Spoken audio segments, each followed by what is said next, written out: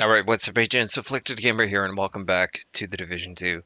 Here's your weekly vendor reset for November the 18th to the 25th in the Division 2. Must buy items only, where I respect your time and don't show you any of the junk. So at the clan vendor, the best item here would be this slight chest piece, since it does have all red cores and perfect protected reload. Not something that is really for me, but I have seen people express some interest in it, so thought I would go ahead and point that out. Next, we'll quickly check the countdown vendor since we're here, and then I will move on. But if you do appreciate the fact that I cut out all the junk items to make the video shorter and save you guys some time, kindly drop a like on the video. It's much appreciated. And if you're new, hopefully you'll consider subscribing. Speaking on that note, thank you all so very much from the bottom of my heart. We hit 22K. I could not be happier. So here at the Countdown vendor, we've got the Araldi Holdings pristine example with perfect focus, weapon damage, headshot damage. You can get rid of the armor regen for something else. So if you're a sniper, well, you might want to pick that up. All right, moving on. All right, over here at the castle, it is a miracle. The items are not glitched. I was going to say this was week 3 in a row.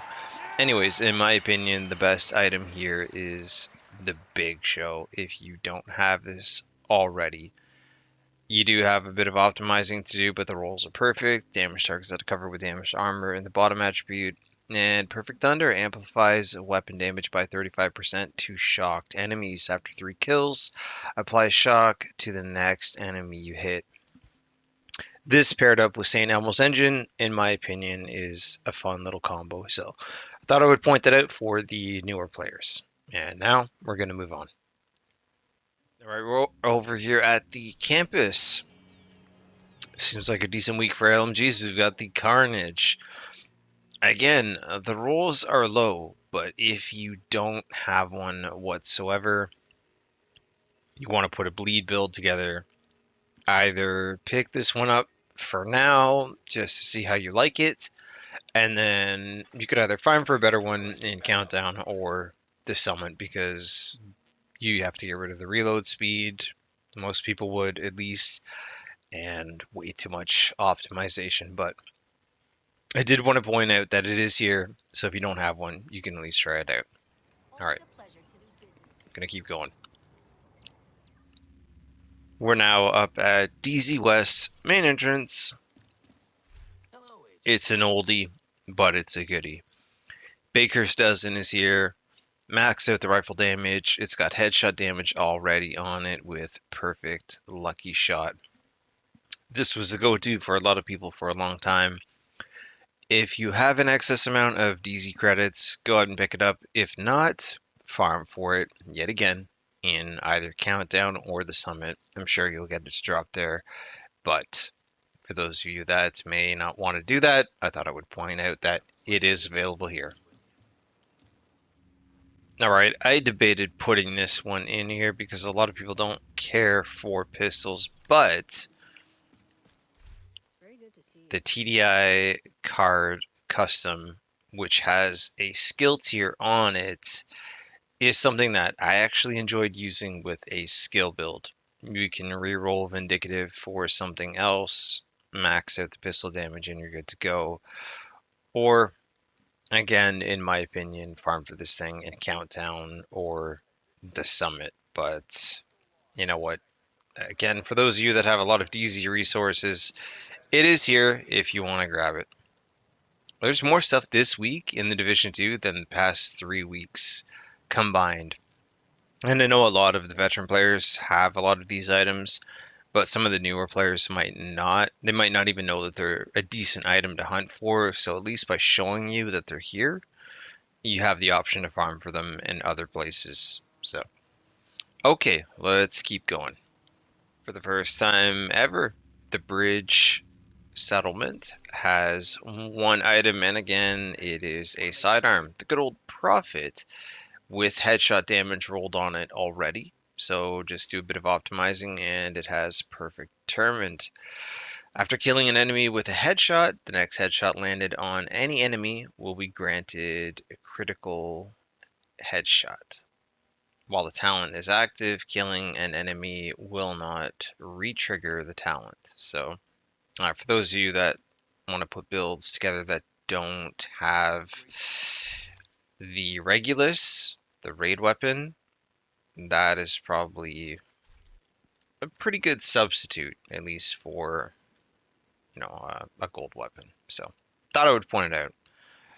All right, one more stop to go, agents.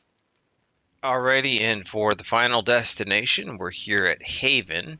If you come on downstairs, the Chain Walker chest piece is here with all red cores, and that includes headshot damage. And the reason why I'm pointing that out is due to the talent, Perfect Headhunter. So if you don't already have one of these, I would pick this up, max out the weapon damage, optimize the other two stats, and you're good to go. Now, so I don't have to make one quick little cut, we are going to go check the very last vendor here in New York.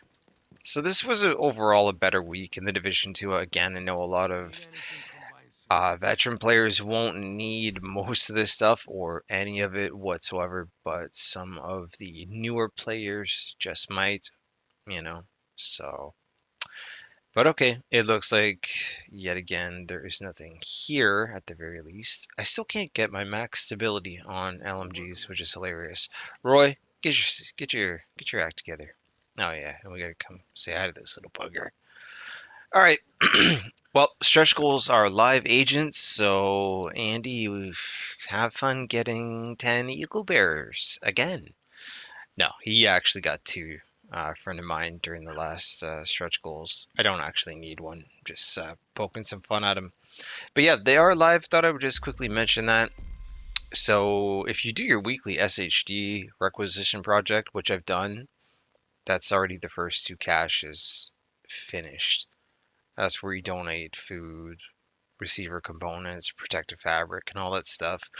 And in case you want a quick look here, you've got optimization caches, you've got your rank up caches where you have a high chance at an apparel item, a moderate chance for a seasonal exotic. Why are the seasonal exotics in here? We've already got them from the past. That to me makes no sense. And then a very small chance to get a rare exotic, which means any of the raid weapons, Ouroboros from, um, oh my gosh, the incursion, things of that nature. So, and then of course the other stuff, recalibration caches, always helpful, exotic component caches, and all that good stuff. You can't buy these, which is good, because that's what people did the very first time these came around. And you have 2 weeks to farm these out. So if you have multiple characters, absolutely do your projects and you will fly through these. So one other thing, and this has nothing to do with the weekly vendor reset, but for apparel, for those of you, and shout out to my boy Noodle Man. Your drag off outfit is back in the store, my friend. Yeah, this thing is pretty. Get rid of the helmet. This thing rocks. I love this outfit. All of the New York boss outfits are back. So are the Soccer 2 ones, because the release is coming to PlayStation in 2 days from the moment of making this video. So cool items in the store, just in case you want to check them out. Thought I would let you know and just tack that on at the end of the video.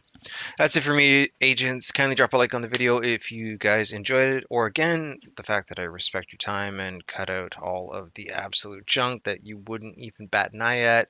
Consider subscribing for more Division 2 content. Links for Twitter, Discord, all that good stuff are down in the description. Other than that, have a fantastic week and good luck getting what you want with the stretch goals.